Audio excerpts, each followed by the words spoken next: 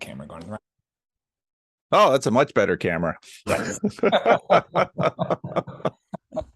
Sometimes it chooses the other camera went randomly. Don't know why. But Yes, that is exactly what Zoom does. yeah. Oh, well, let's begin with you. Why don't you tell me a little bit about yourself?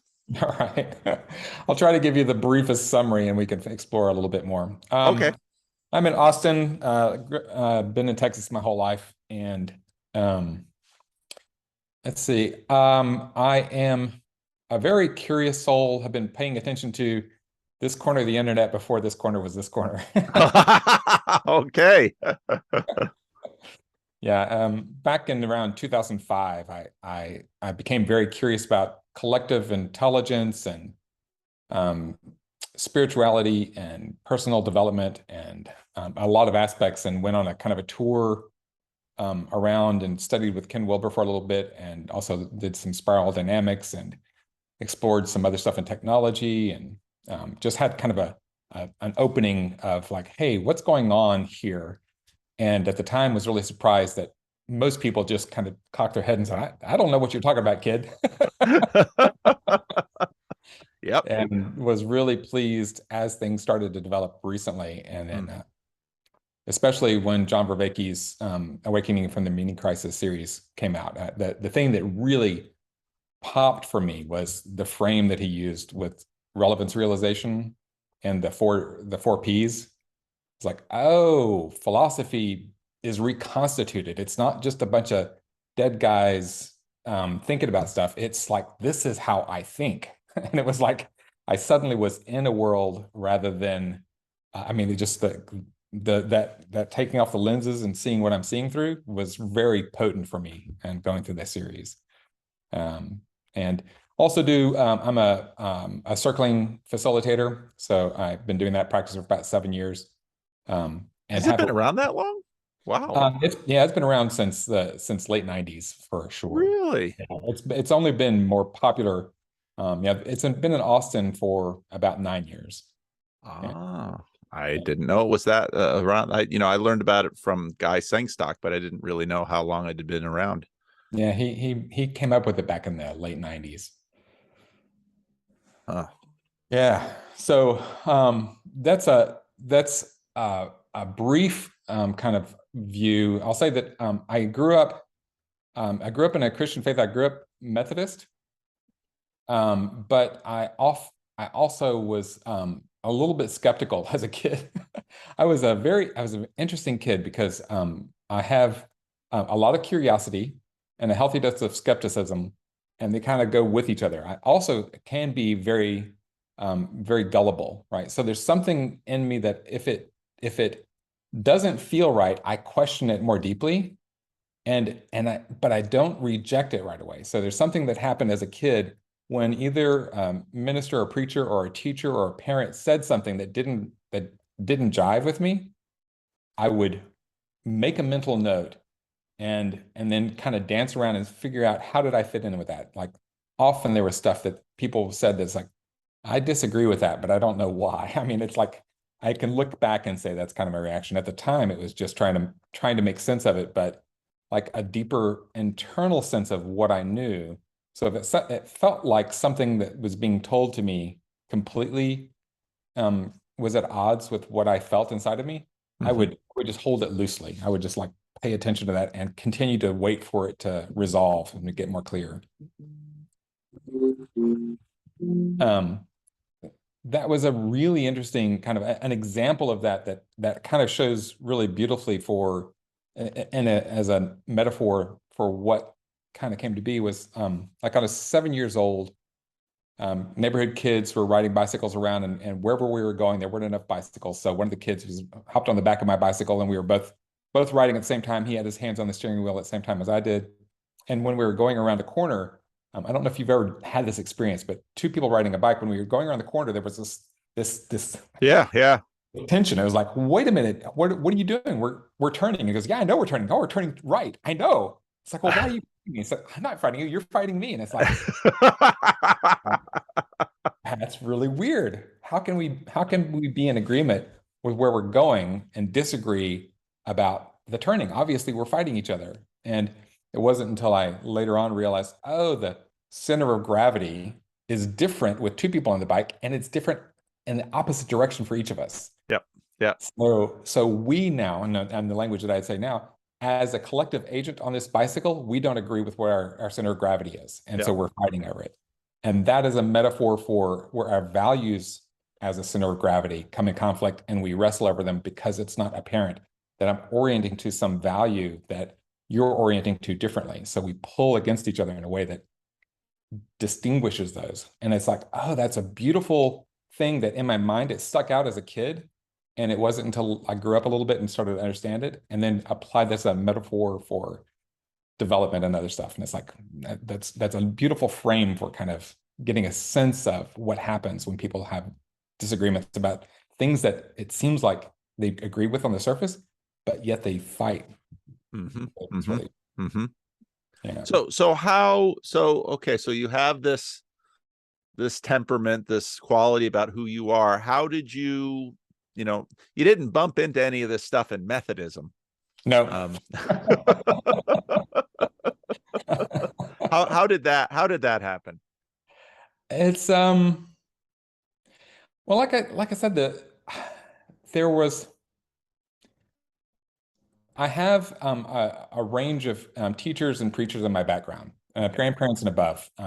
My parents both grew up in West Texas and moved to Houston when I was a kid. So I grew up in Houston, Texas, um, and I think I was a bit of an odd kid. I think I had a little bit of a head start. I have two different colored eyes. That I think that's relevant because my mother, when my mother discovered at 3 years of age that my eyes were turning out different colors, she was really worried that people were going to make fun of me. So she installed this little coping mechanism for me, saying, "Oh, you're different from everybody. If they make fun of you, it's just because they don't understand you." And so I don't know how much that actively played a role in the way that I thought, but it certainly feels like my sense of the permission to take other people's disagreement with me with a grain of salt was kind of installed early on. I was a curious kid, but I didn't go around. I didn't follow the rules very well. But I wasn't a troublemaker. I just let my curiosity Mm-hmm. drive my sense a lot. I will say that the when preachers would speak about something that I really disagreed with, I thought that's so weird. Like in the Garden of Eden story and the Tree of Knowledge of Good and Evil didn't sit well at all. I was just when I heard that, I was like, I disagree. I disagree with this notion of original sin. Just at my young 5, 6 year old self was like, I don't, there's something about it that just doesn't make sense. And so I didn't take it on as a belief, but I did was just really curious, like, what is that? What do they mean? And so there was something like that. And I never felt like I quite belonged in Sunday school. I always wanted to ask questions that were beyond the scope of what we were supposed to ask in Sunday school. It's like, Or what the teacher had volunteered for, exactly. probably. Yeah, exactly. This is So, not, so at what age did you sort of move away from the church, or did you move away from the church? yeah, probably more consciously as a teenager. Okay. My mother went to more evangelical Yeah. churches when I was a teenager, and that especially the anything that looked a little too zealous was like, I need to be a little bit more grounded in this. Okay. My So what? parents were divorced, and my father went towards a Unitarian Oh. faith, and my mother stayed with the kind of the evangelical. So I had a different perspective, and in both of them, I felt a little bit at odds, and like I just didn't fit in. So that was the teenagers were really stood out that I felt like something. I wasn't finding the nourishment and the feeling of like, hey, this is hitting something that I really want to explore. I will say I converted to Judaism when I got married at age 30. My wife was Jewish, but wasn't raised Jewish. And something about we attended services a few times, and then I took a basic Judaism class. Um, and was fascinated with the way that the Jewish faith really engages with the text and with the questions. And like, I was like, I like this. This really feels nourishing in a way. Like I can ask questions. I can really dive into it. This, if I'd had this kind of ability to delve into the topic when I was young, maybe I would have stayed with it. And it actually stood out to me because somebody in the basic Judaism class was Jewish and thinking about converting to Buddhism and was giving Judaism one last chance before they left the faith. Huh. It dawned on me that I never even considered giving Christianity one last chance before I left the faith. Huh. Well, Uh, well, partly because in some ways, a lot of churches sort of really try to nail people down. mm, That's sort of the goal, to get everyone on the same program, to nail people down, especially in an evangelical church, kind of nail people down so you can bring more into the fold. And that can really become a program in certain evangelical churches. right. And so asking open-ended questions is just not what the program is about. Yeah. And I don't know what the program was for the Unitarians, but It was much more open-ended. And actually, I let me correct. I say Unitarian. It was actually the Christian. It was a Unity Church of Christianity. So Unity and oh, different. It's a different than yes. Unitarian. I also attended some Unitarian services Okay. and when I was in college. But Unity Church of Christianity was definitely Christian, but was much more open-ended. It was in the Yeah. direction of Unitarian, but not Yeah. not that far. Yeah. There's one And in Sacramento here too that I know some people that have have gone there on and off. A lot of churches like that, people sort of yeah, breeze through, and a lot of breezing through a church like that because they kind of want something, especially if they got kids, they kind of want something a little bit churchy, but they're not down for the evangelical program, and maybe they're not wealthy enough or established enough for a mainline program, and so those unity churches sort of provide a place for them. So okay, well, that's interesting.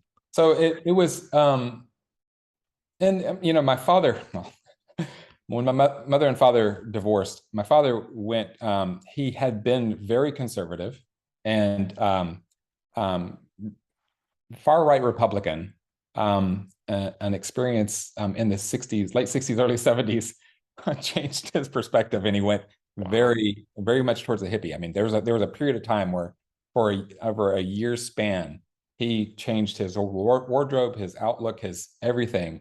Um, he actually went to several programs at Esalen back in the day. So he was really exploring a lot of things like that, and that's when he was going to Unity.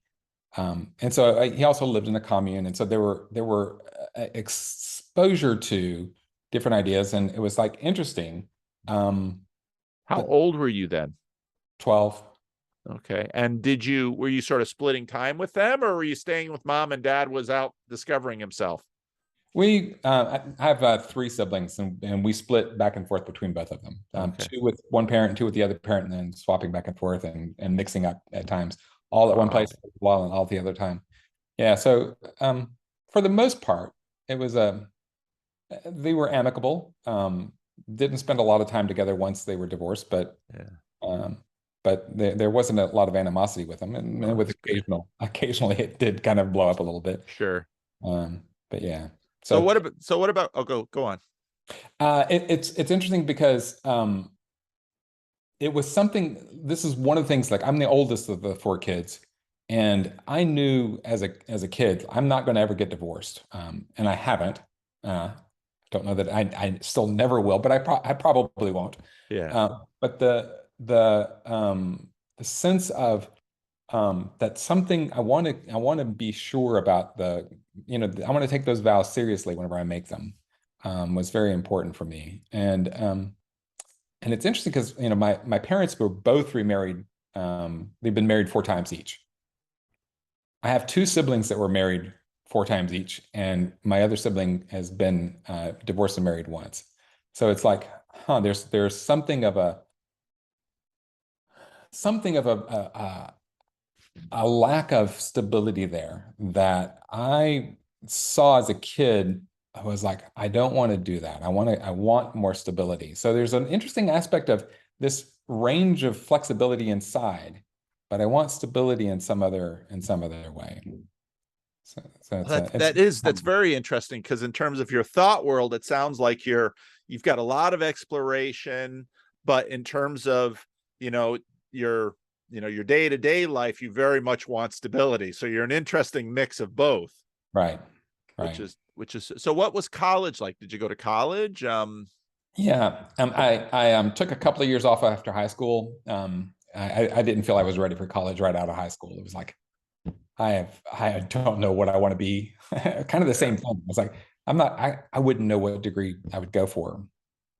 I finally did go to college and started off as a physics major. So I was really interested in studying physics, and I was okay at it. But after the third semester, it really kicked my back end. I was like, Yeah.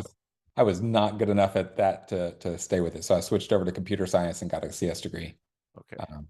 mostly doing quality assurance and testing. So um, it was an interesting application of my of the way that I thought, because I took assumptions and tested them over and over and over again. And like, what can I trust and what's not trustable? How do I ask this? And what do I think you want to see? And what am I actually seeing? And so really finding a good way to communicate. And it's also the human development also had that kind of the same thing. Hey, it looks like we want to grow in this way, and yet we're running into this place. Like in the workplace, I was always curious when it seemed like individual workers were at odds with the corporate structure. It's like, how do we bring that back into alignment? So it was an interesting kind of personnel development and technical aspect of like, how do we resolve this? Take the big picture and look at the place where there's a friction, and figure out what is that friction, and can we actually know something better by looking at that friction? Hmm. Hmm. Hmm. So after college, I mean, so it sounds like you've had an interesting life. Of one hand, someone would like to be your neighbor. You hold down a job, you hold down a marriage, you have a very stable life, you pay your taxes. Someone going down the road thinks, well, this guy's perfectly fine guy. And at the same time, you're also you do a lot of exploring. You want to know you're both curious and skeptical, as you said, and you test. And Right. so that's Right. actually that's really a nice combination, because for a lot of people who are high in openness, Yeah. it permeates the stack. And what that means is a fair amount of chaos, Yeah. which makes actually ongoing exploration rather difficult, because the lower elements of the stack are not letting the upper elements, see the world without a lot of shake. Right. Well, and there is some of that, right? The openness at times did create something like, like I wouldn't stay at a job forever that didn't feel like it fit, and at some point when it felt like, okay, I'm not able to stretch my wings here in the way that I want to, I can't keep a job like that. I have to find a way for me to satisfy the deeper parts. The last job that I took, the CEO knew me for a while and actually saw me at a conference where Charles Eisenstein was speaking, and I was asking him questions and some other people questions. She goes, "This young man asked some good questions." Actually, I'm not so young, but yeah, this guy asked some good questions. When we later ran into each other again, and she kept saying, "I want to bring you on, but what I don't know is, can you come down off the mountain? Like, can you actually do real work? Like you are so far towards the philosophical end. Yeah. What's your actual day-to-day work life like?" And it's a good point. If I can't bring some of the philosophical and questioning some of the deeper questions that we have in business and relationally with each other, if that's off the table, I'm going to have a limited amount of time there. So Yeah. it is an interesting, but it's like I said, it's not so much a troublemaker. Um, there was an early mode of that where when I first tried that, I really felt like the first job that I brought that element in, I really tried to do something like, hey, I think that the workers could do something. Like there's some level of meaning in their life that they're not able to bring. Can we explore what that is? And whenever I explored it, what I found was, yeah, there is a deep sense of commitment that they feel like they have to put aside in order to do the job, right? What they're being asked to do is in conflict with what they want to do, just enough that there's an and when I saw that, I tried to take it to management as a demand. And the manager was like, whoa, whoa, whoa, whoa, whoa. This looks like you're trying to start a union or something. Let's calm down and just go back to doing your day job. All right. So I was like, okay, yeah, no, that's a good point. I did become actually I'll say something about that. Because one of the things with this deep curiosity and also a deep skepticism, I learned over time to have curiosity about my curiosity and skepticism about my skepticism. I did this kind of cross. That was it's an interesting tool set to be able to get into the nuance. And when I realized that it was a little too radical for the things that I was trying to do, I was really trying to go too far. I noticed part of it was I became zealous about what I saw as the right thing to do. I became very strongly attached to a certain value that I felt like management didn't see, and I started pulling harder on that rather than discovering what there was that we could find together. And the thing that I recognize is that something like when I feel righteous indignation, I noticed my curiosity is not available. And I was like, curiosity is such a big value for me. If I can't feel it, something is up. So and I think of this kind of like if you've ever done any sort of training for lucid dreaming, one of the things they say is check the light switches. If the light switches don't work, then you're dreaming. If my curiosity is not working, then I'm running a program that's not allowing me to think the way that I normally do. So it's like a nice little test for myself to say, hey, wait a minute, I think I'm sure about something, but I'm not checking. Let me go back and see what assumptions am I making that I'm not checking. That's really interesting. Yeah, That's it's a lot of really fun. interesting. Well, it's Yeah. really cool for looking at some of this. Like I said, this corner of the internet, some of the conversations that are happening are really fascinating. Yeah. And there's a lot that's happening right now. There's a lot that's for question, and a Yeah. lot of that feels like certainty in one direction. It's and places where people can go a little deeper and ask some really interesting questions.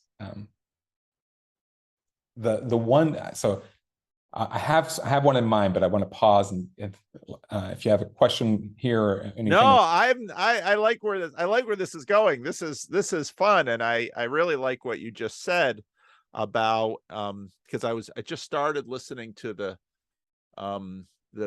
video with Peterson and Huberman, the neuro guy, and he was talking about some of these issues and questions. And so when you started talking about it, he talked about sort of the frontal cortex as sort of a rule center. And when you have to, there's sort of a pause and a moment of silence when you have to sort of switch rules. Yeah. And talked about, in a sense, our brains are limited, and you can sort of only run one program. And so if you are running that righteous indignation in that you can't run the curiosity program, because it's sort of like if I'm rendering a video with my GPU, I can't play some highly graphic game at the same time, because we're using the GPU for the righteous indignation right now. If you really want to be curious, we have to lay that program aside and put the curiosity subroutines back in. Exactly. Yeah, it's really fascinating to notice that and pay attention. And still, I still get tricked by it from time to time. But the circling practice, kind of like a mindfulness in relationship, allows for a continued exploration of that, and also really being allowing curiosity and empathy and witnessing where somebody is without needing to change where they're at. Like really become like, oh, what's that like happening for you right now?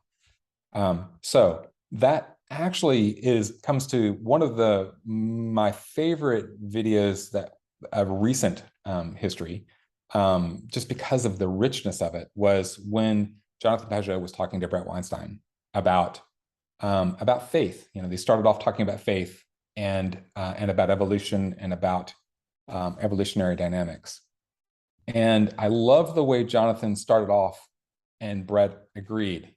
Faith doesn't necessarily mean what we think to. Any scientist who says they don't engage faith, we're not talking, we need to slow down and look at what we're saying, because I thought it was really nicely, clearly delineated that faith typically, from the scientist perspective, is belief without evidence, which is problematic. But as Peugeot says, the trusting the unseen is a different, very subtly, but very distinctly different from faith or trust without evidence, right? And that aspect was a beautiful exploration of the conversation. I loved the way that Jonathan was able to give Brett the freedom to explore. I wished in that conversation that Brett had given the same sort of consideration to Jonathan's perspective. I wish that there had been a little bit more of a synthesis rather than just a tour of evolutionary thought. Specifically, I thought it was very fascinating when Brett pointed out that some of Jonathan's questions were coming from sort of a cartoon version of evolution. You have some ideas about evolution, but you're using the cartoon version of it, which really doesn't give you enough oomph to really be able to look and see what's going on. And I wanted so badly to say, and Brett, when you're looking at religion, you're looking at the cartoon version of religion, and you really can't kind of get at the oomph of what religion is bringing. Yeah. And so it's a fascinating place where that nuanced sense that I have of where that tension, where it's grounded, where do those points meet up, and where's there an interesting place where we can meet. I mean, I think that they did a good job, but I had a desire for something a little more congruous there between them. Oh, very interesting. Yeah, it's been a while since that conversation, but yeah, and that's a perpetual difficulty when you're trying to meet across these siloed domains that we increasingly have, that straw manning is basically the result of that you only engage with the cartoon version of the other's perspective, and in some ways you have to engage with the cartoon perspective, because that's that low resolution cartoon is the only entry into their perspective. Right. And so in that sense, the cartoon is better than nothing, but it's also worse than nothing. Right. Yeah, it's and it's so clear when we're doing that largely what we're doing is that straw manning the other person's perspective is defending some deep value, and the propositions that we're bringing don't actually get down to the participatory of where we're actually disagreeing. And that's one of those things that having John Vervaeke's language for understanding the four P's of knowing, it's like, that gives me a more dimensional perspective, a more dimensional way of looking and seeing what's happening here. Is this a perspectival shift? Is this a procedural shift? Is this a participatory shift? And the participatory is the one that's the hardest to see. But if we can get to it, if we can get clarity around the other three, the perspectival, procedural, and propositional, then participatory starts to come more into you actually can bring that into some sense. And you almost have to explore it in Braille, right? You have to feel your way through that territory. Yeah, I think that's true, because if you're not in a place where you both are in a participatory space, it's just really hard to mutually engage. Obviously, you're not participating in the same thing. So Jonathan's participating in sort of his schema, and Brett's over there in evolutionary biology land, and they're both looking at cartoon versions of each other. But for them to sort of meet and actually get some deep work done together, you sort of need a shared space, and that's really hard to come by, especially in a, you know, in a video conversation of a few hours, perhaps having only listened to the other person via video. Right. Whereas if you actually had in real life together, where on many more levels you're actually sharing propositions, because that's what in real life is, sharing hosts of propositions. But there's also the perspectival, and there's also the procedural, and there is also an in real life participatory space that you're actually mutually engaging. You have a much better shot at getting there more quickly, rather than just, via these little video avatars that we talk through. Right. Well, and it's interesting too, because the flip side is also the case, right? If I'm in a community where we share propositional frames so thoroughly that we don't get very deep into the other layers, then I can get into an element of foolishness, right? This is what can happen in a cult kind of a scenario where Yeah. we all kind of agree, but we're not really disagreeing. Nobody is really bringing the counter position sufficiently. It's not tolerated in a way that, or just not even interesting, right?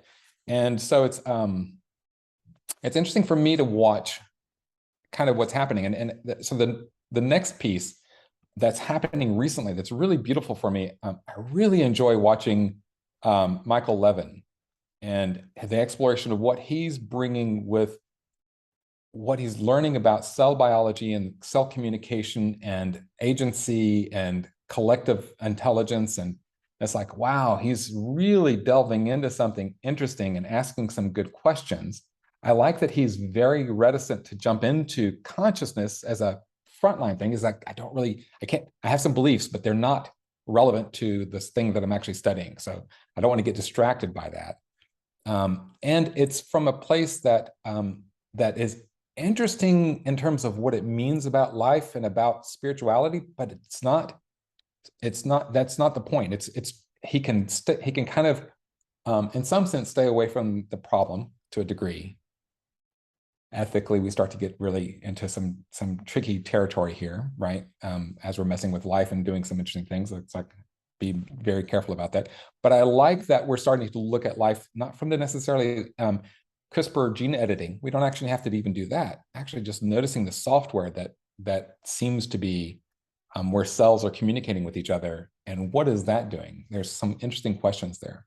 So I love that. And then just recently, I don't know if you've seen, do you know Dr. James Tour? Yeah. T-O-U? Yeah.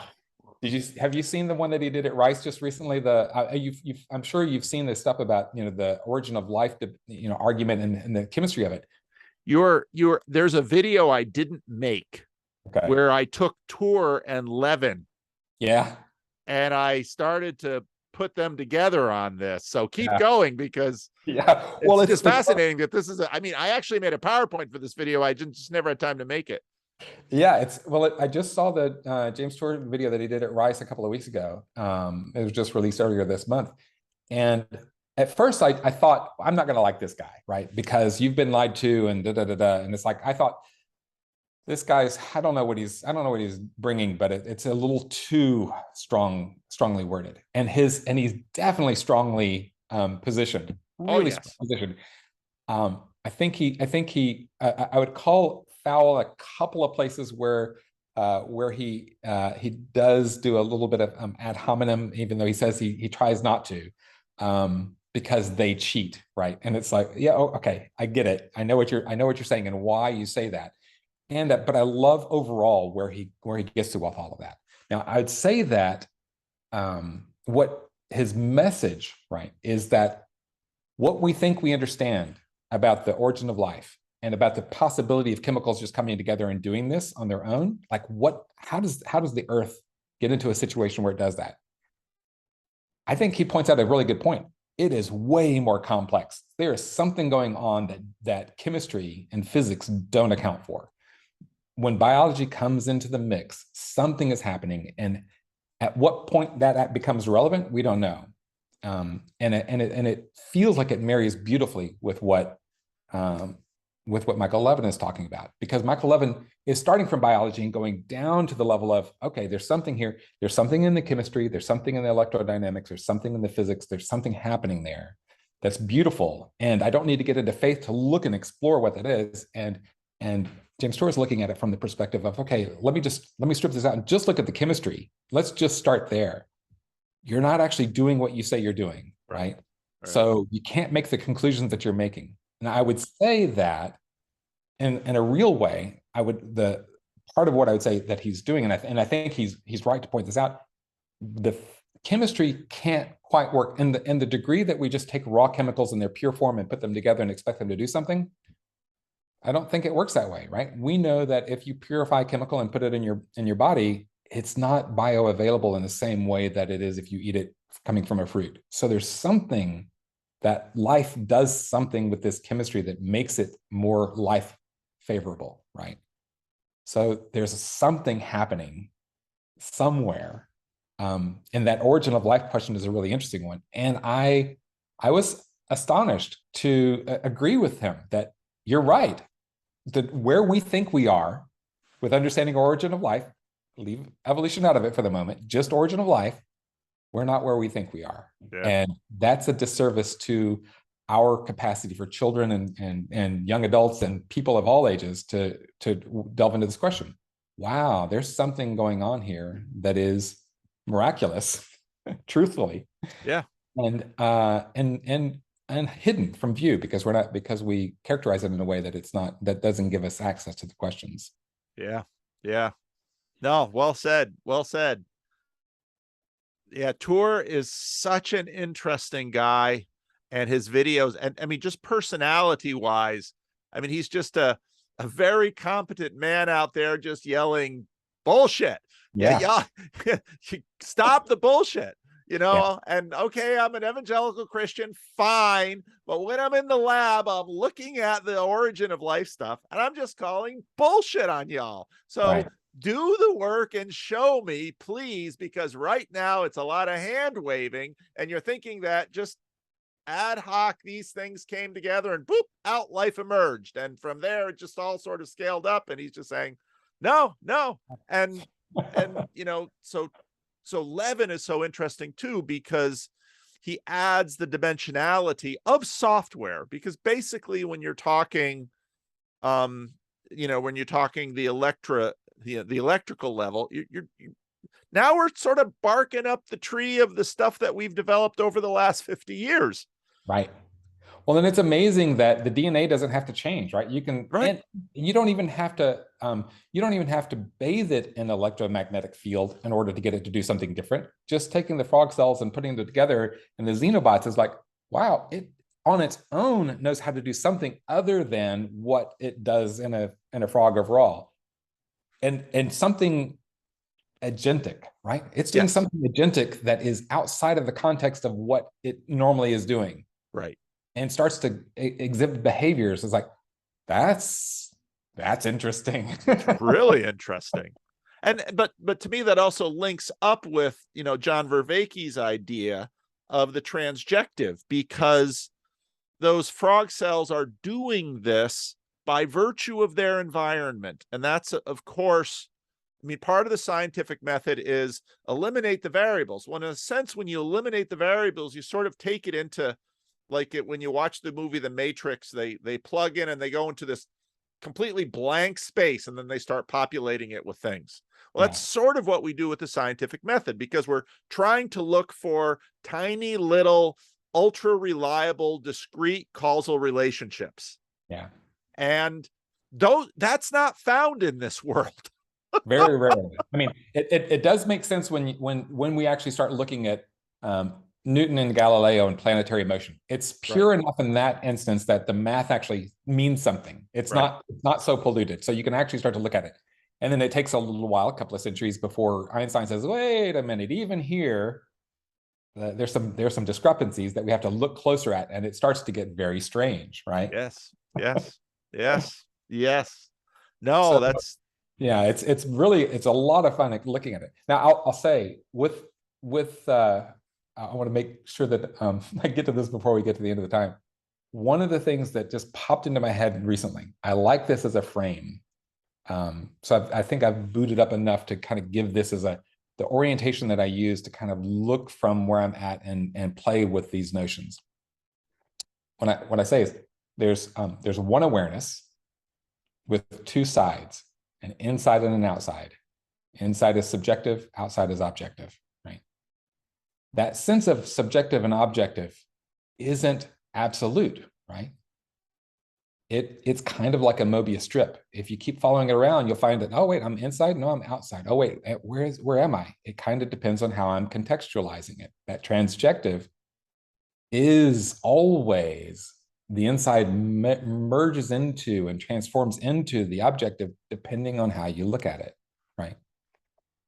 So one awareness, two sides, three loves, eros, philia, and agape. And I love what John did with that in the Meaning Crisis series, and paying attention to eros is kind of the domain of the agent arena, is the consumptive love, is kind of a hunger and a grasping for, right? Philia is brethren, this camaraderie, the philia part of connecting at a network layer, network and node. The nodes are networking in a way that they can establish a structure. And then agape is something like the organization and member, something like this higher level organized structure gives energy to the lower levels. And so it's something like emergent from eros, eminent from agape. And philia does this interesting aspect of almost like a cell membrane, almost like being able to, within the community of peers, and I think that where two or more gathered in my name, my will be done, starts to really be a place where using that emergence and emanation with philia starts to really bring to the light some things that can really be done well. So the three loves also have the two sides, the inside and the outside. There's something like the eros on the negative side is something like parasitism. Philia on the negative side, it goes from competition to cooperation, right? And agape is like unconditional love in the positive side and conditional love on the negative side. So I look at something like a venture capitalist who is like putting a lot of strings on the love that's poured into it. I'm going to take a lot back from that. And so it's an interesting notion of this balance of that form from one layer of the holon to another layer of the holon. That holonic layer has a bottom surface, a top surface, and the structural surface that allows that to express. And then the four ways of knowing kind of play into that as well. The seer, the perspectival, the seeing, the procedural, the seen, the perspective, yeah, propositional. And then I call it the seen through, which is the participatory. This frame that really is the substrate for that, that really looks at perspectival, procedural, and propositional together, that allows a kind of participatory in that thing. So it's 1, 2, 3, 4 beautifully as a frame is nicely it would be something that would be possible at a fairly high school level to teach that, and the exploration of some kind of questions, and including the subjective and objective and transjective in some of the questions. And I see it starting to come about in conversations, right? Some of the conversations in this corner are like really starting to play with that. And I could see where when it gets a little tight and somebody gets a little bit more positional, some value. What's the value? What's the value that feels like it's being violated, and how can we hold that, witness what's happening in that, without necessarily needing to be in the same place, right? I don't need to be in the same place, but I can kind of gently find the place where we diverge, and see what can we learn by finding the place where we diverge and seeing if we can touch that fault line. Very cool. Very cool. Have you, so where are you participating in this little corner of the internet? Obviously, you grabbed a rando slot, for which I'm really super glad, because Yeah. this will, this will get a chance to get you out there, and so people can begin to engage with your ideas. Are you doing any estuary things? You've got your circling thing. I mean, where are you? Where can you be found? I am doing circling here in Austin, and I had taken time off from. We also do it online as well. I also participated in one of the Dialogos, dialectic to Dialogos things with Guy and John and Christopher a while back. So I Okay. love and looking at that. What is that? I'm also looking at really how to bring this into the workplace. It's one of the things that I still have a deep desire for that, and I can still see the challenge of it. A work environment is really challenging to bring this kind of intimacy and vulnerability. Really challenging because Yeah. we have an overriding story, but it's also almost essential, right? Yeah. Post COVID. If we don't learn to, and the difference between the baby boomers retiring and Gen Z and millennials coming into the workplace, we're going to have to learn how to match up and figure out where this vulnerability and intimacy comes to line without crossing over that line. So I'm working on I've been kind of silently working on a book, tentatively titled Trust is a Technology. A friend of mine said, make it the trust molecule. It's a little bit more snazzy, but there's something in the notion of trust as it relates to the two different forms of faith, right? Faith that scientists typically think of and faith that religious people typically think of, and seeing those as two faces of faith that aren't necessarily in conflict with one another, but definitely have a different sense, right? It's the same kind of a objective subjective faith, and looking at trust from that perspective of not do I trust you from the propositional, but what does trust mean from perspectival, procedural, and that participatory. So I'm exploring this and seeing. I was really delighted when I was seeing after Thunder Bay, and you'd mentioned again you're kind of opening up the rando slots, and I was like, hey, I'm just going to check and see, and I was happy to see that one was available. So Good for you. I know there's a lot of competition for those slots, and people whine at me all the time. I can't get a slot, and I always tell them, don't.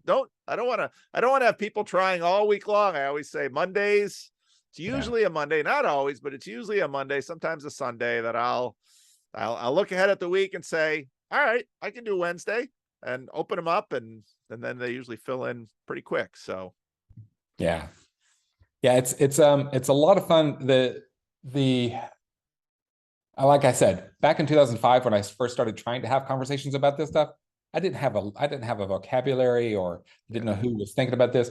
Clearly, the people that were doing stuff at Esalen for a while were doing something like that. And I don't know if you happen to be able to check out. There was a conversation recently that Nora Bateson had with Daniel Schmachtenberger, and she talked a little bit about she grew up. Her father, Gregory Bateson, spent a lot of time at Esalen. So as a 10 and 11-year-old kid, she was hanging out at Esalen and watching. I don't know anything about Esalen. I don't know what it is. Esalen it's Big Sur, California, and in the 60s and 70s, a bunch of the hippie people got together.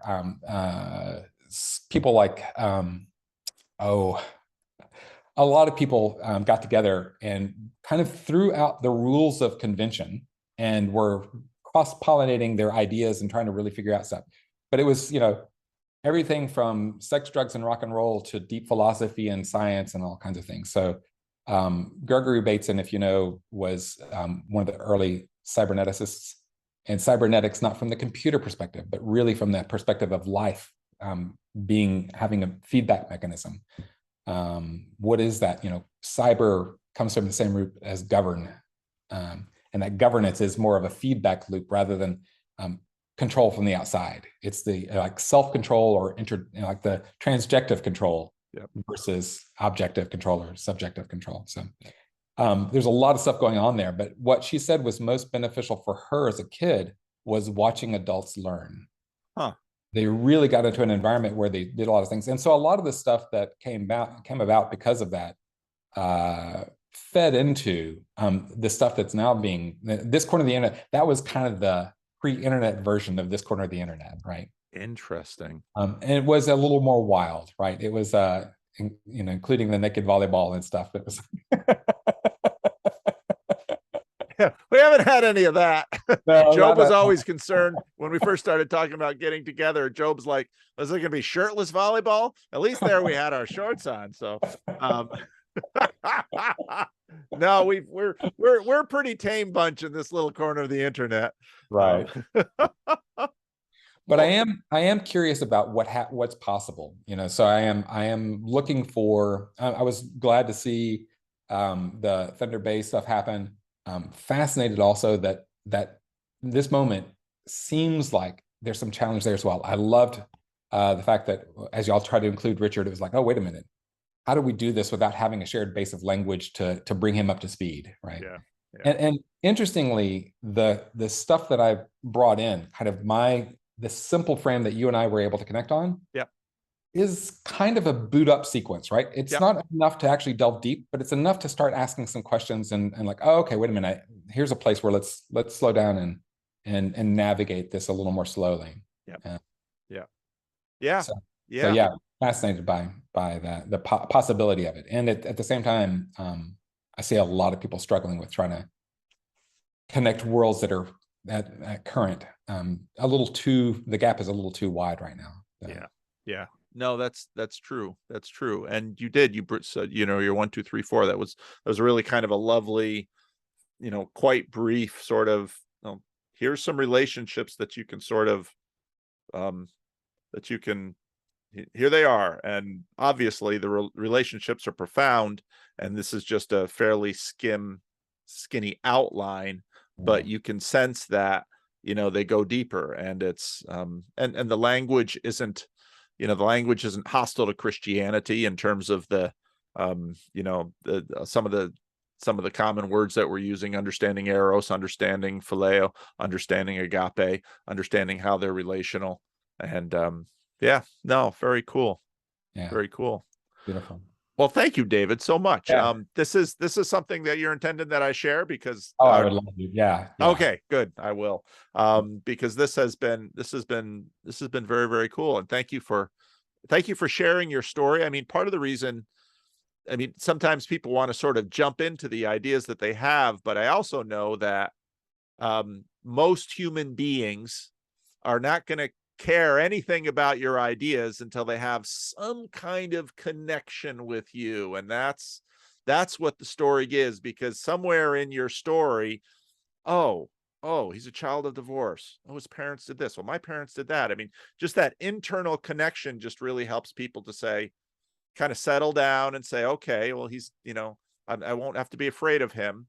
He's a human being like I am, and there are points of connection. And so I'll at least give it a listen. So that's part of the reason I almost always do biography. Well, I appreciate it. Your format and your openness with talking to people across a wide range is exactly the kind of stuff that, I'm really glad that you're doing estuary stuff, and it's really bringing those, like, narrowing the gap to make it a little more possible for people from different domains to come together. It's beautiful.